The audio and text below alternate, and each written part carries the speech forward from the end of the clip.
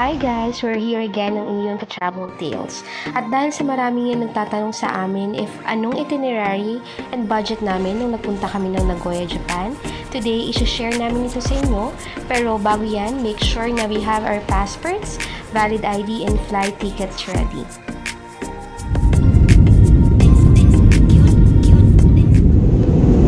この飛行機はすべて禁煙です。 Hello everyone, Cebu Pacific welcomes you to Nagoya, Japan. Local time now is 30 minutes.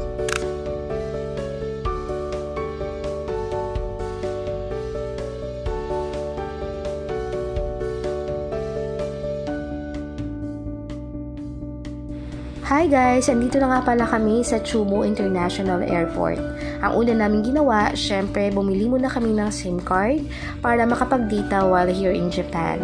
You may find it convenient to buy SIM card online like sa Klook, as they also offered SIM card, or other option is ipa-activate ang roaming features sa existing Philippine SIM card nyo. Though for us, we decided na dito na lang bumili to make sure na gagana siya sa mga phones namin. But kung gagayahin nyo yung ganung option, make sure na naka-open line ng mga cellphones nyo. Ito na nga guys, naglalakad-lakad muna kami going to train station and to our accommodation. Habang naglalakad, nadaanan nga namin dito ang Flight of Dreams. It's a flight park that offers a realistic flight simulator inside the Boeing 787 with a lot of activities for kids. May playground din while they wait to board their flight. Marami ding restaurant dito guys, including Starbucks kung gusto nyo munang mag-rest at mag-meal or magkape. From Flight of Dreams, pupunta naman kami sa Chubu train station to ride the train going to Kaneyama. So from Chubu train station to Kaneyama, for the ticket price, it's 910 yen or 352 pesos.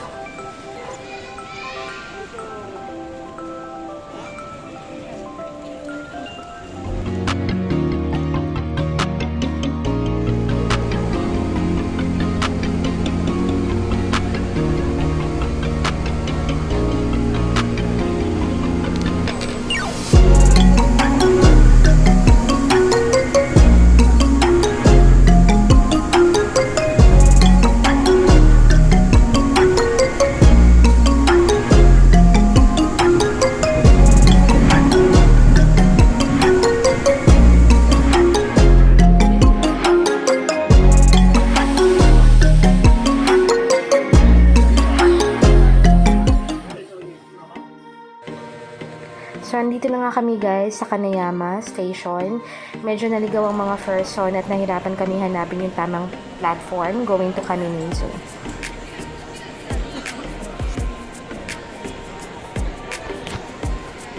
From Kaneyama naman guys, bababa tayo sa Kaminizo Station para mag-take ng another train going to Osukanon. Sa Kaminizo guys, another 210 yen for the ticket or 82 pesos.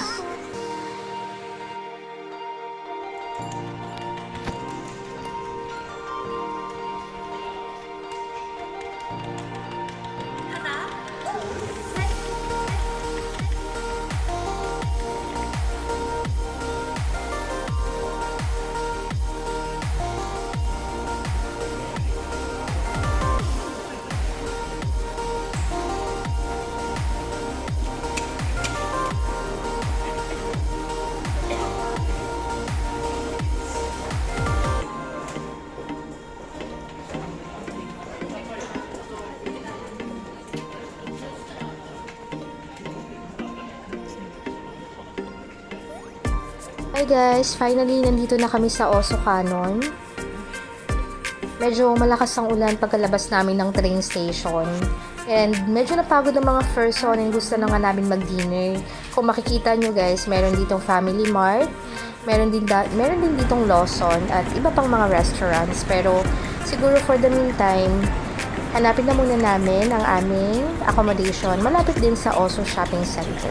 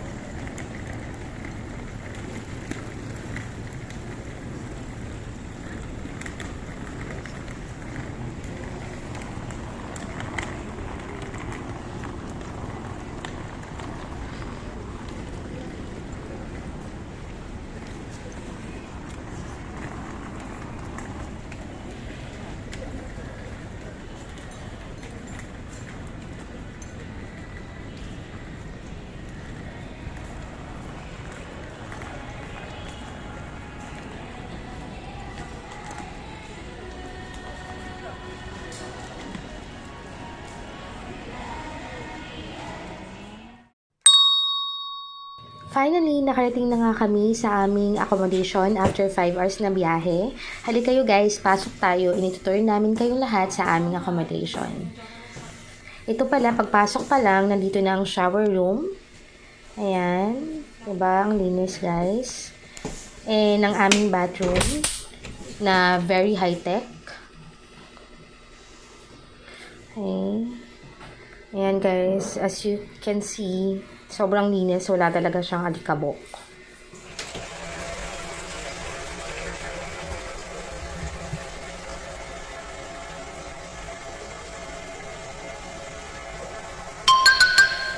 Ang may wagang mensahe.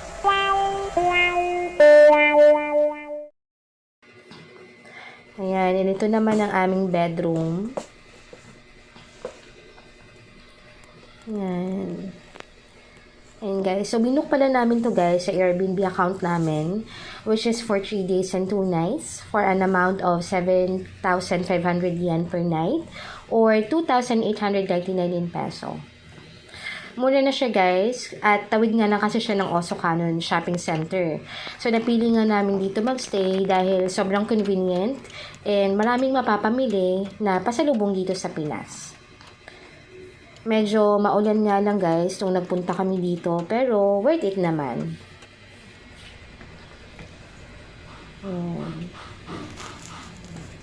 For those na interested or nagpa-plan ng travel sa Nagoya, Japan and magstay sa listing na ito, message lang po kayo and para ma-share po namin sa inyo yung infos niya. Napagod nga kami sa paghahanap ng aming accommodation ng haba ng biyahe namin. Para sa mga nagtitipid dyan, meron kaming nakita kanina guys, nagkalat din dito yung 7-Eleven. And for sure, na malaki ang matitipid natin kapag sa mga convenience stores tayo bumili. Katulad nga kaninang nakita natin, may Lawson, merong 7-Eleven, and meron din Family Mart. Maliban sa 24/7 itong bukas, ang mga pagkain kasi dito sa Japan convenience stores na na-try namin ay talagang fresh na fresh pa.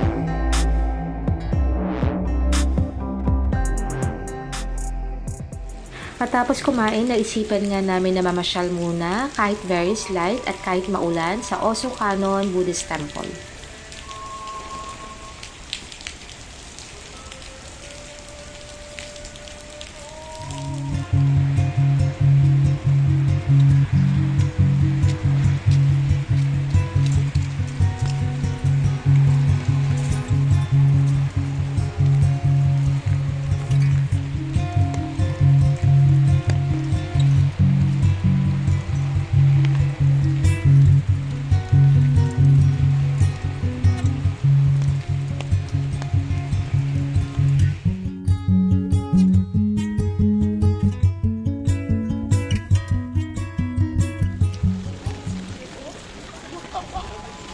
After sa Osu Buddhist Temple, samahan nyo naman kami guys dito sa Osu Shopping Center.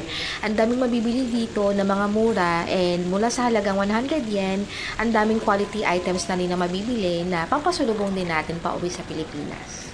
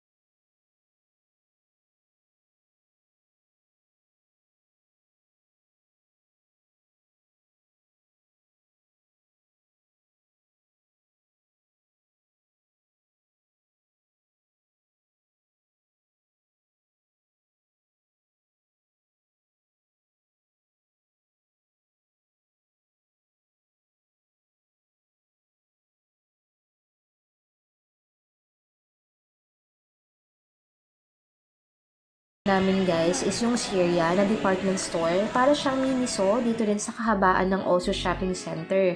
Sobrang madaming mabibili na mga gamit at iba pa na mga pampasalubong. Nandyan yung mga gamit sa bahay, may mga medyas, may mga plato.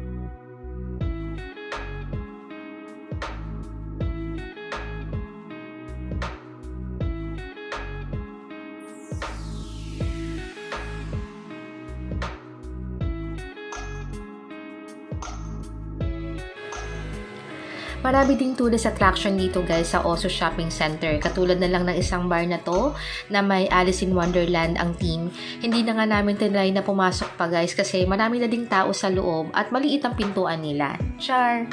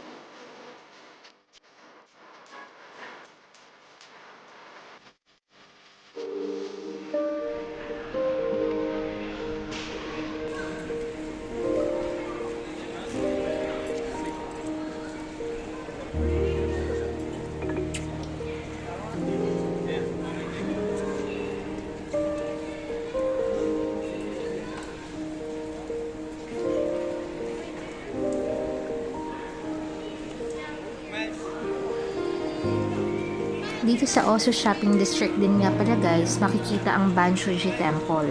Pwede kayong sumaglit dito habang namimili.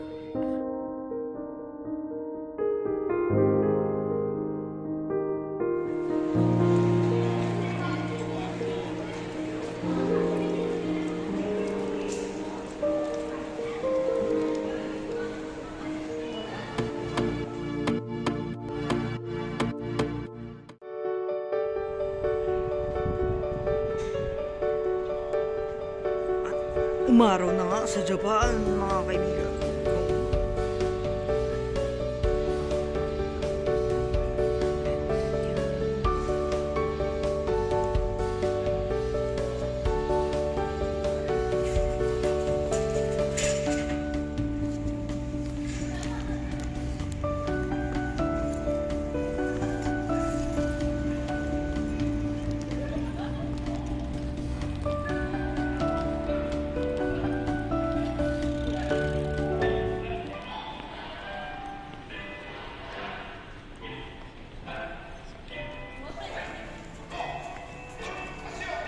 Ang Oso nga pala ay nagbubukas ng mga alas 11 ng umaga at nagsasara ng... Oras nagsasara? Anong oras nagsasara? 9 p.m. 9 p.m. Daddy, Bakit? mga bata, Ay, ang ganda mo yung mga...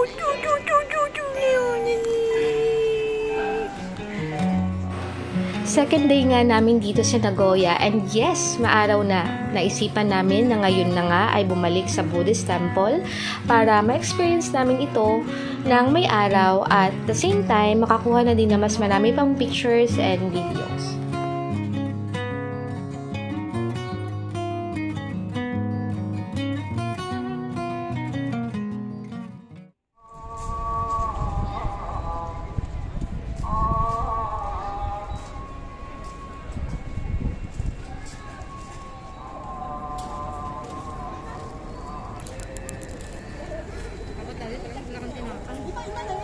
Tinapay mo kanina na ayaw mo.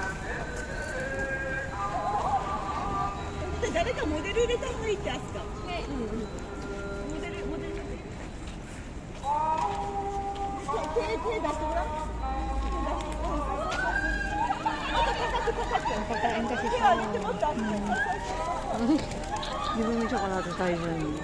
Lagyan pa. Bawal yun, chocolate.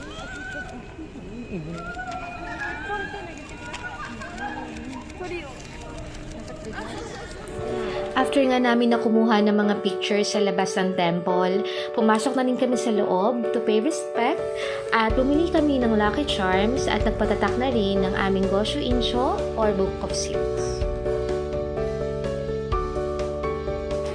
Alam nyo ba guys, dati dream lang namin na makapunta dito sa Japan, pati naman sa Korea, para makita ng personal ang cherry blossom. And yes, ito na nga, nandito na kami. Ngayon, syempre hindi namin pinalagpas ang pagkuha ng pictures and videos para maidagdag sa aming treasured memories.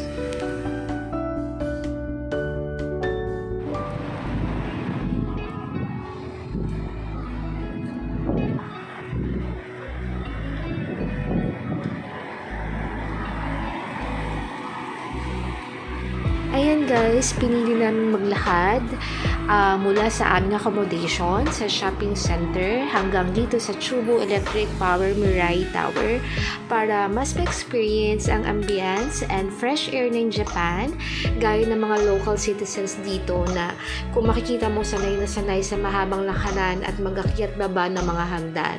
Pero grabe guys, sobrang ginaw. Imagine wala pang snow pero sobrang pula na yung ilong namin at mga pisngi namin.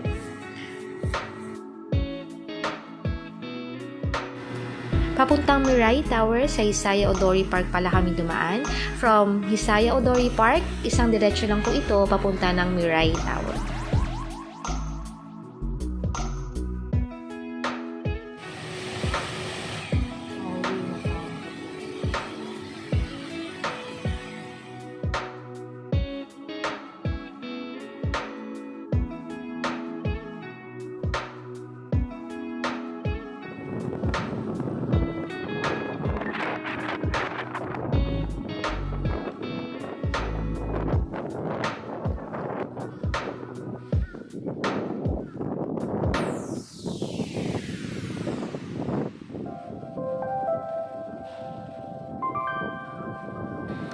Ayan guys, malapit na kami sa Mirai Tower. Medyo makulimlim.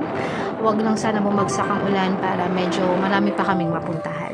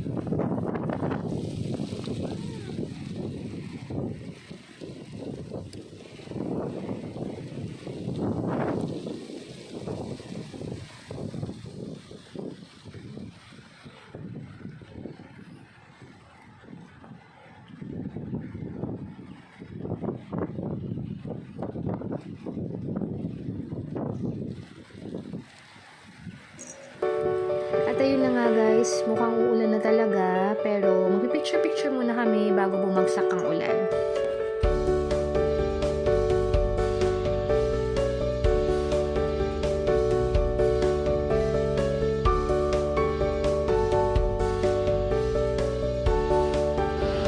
Alam nyo ba guys kung bakit kilalang kilala nga itong Mirai Tower? Pag maikling trivia muna pala tayo guys. Alam nyo ba na ang Chubu Electric Power or Mirai Tower ay kilala as first consolidated radio tower built here in Japan na may taas na 90-meter high sky deck and 100-meter high sky balcony in Hisaya Odori Park.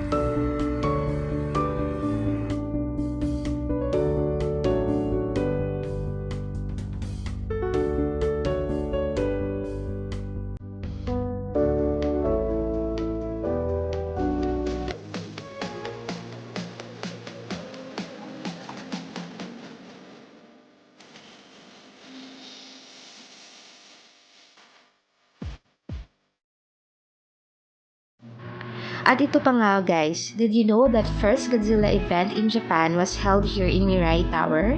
Isa rin ito sa mga reason kung bakit kilalang kilala itong tower na ito dito sa Japan. Dito rin unang na-feature ang kauna-unahang movie ng Godzilla.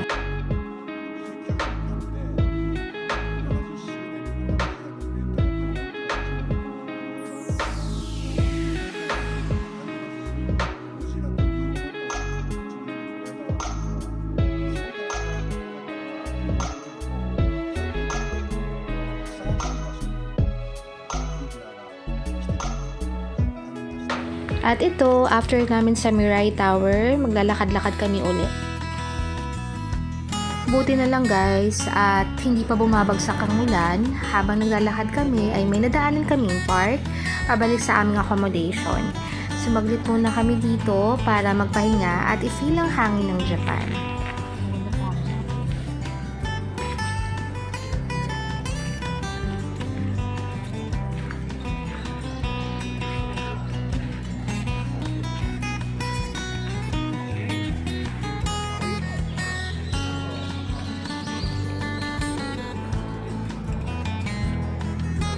Ito pala guys yung sinasabi nila na Shimozuno Park. Located siya sa vibrant metropolis ng Nagoya. Ideal location for joggers, hikers, and anybody else wishing to take in the fresh air while in the middle of the city.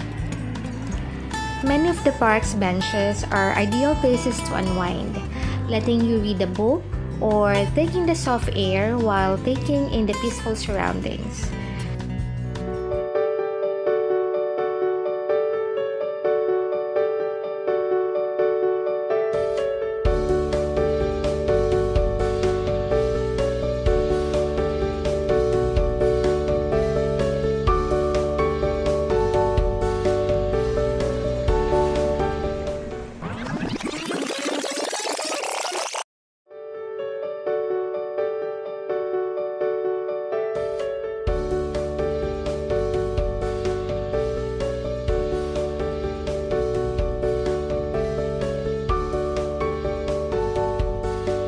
Thank you sa pagsama at panunood ng aming first video dito sa Nagoya, Japan.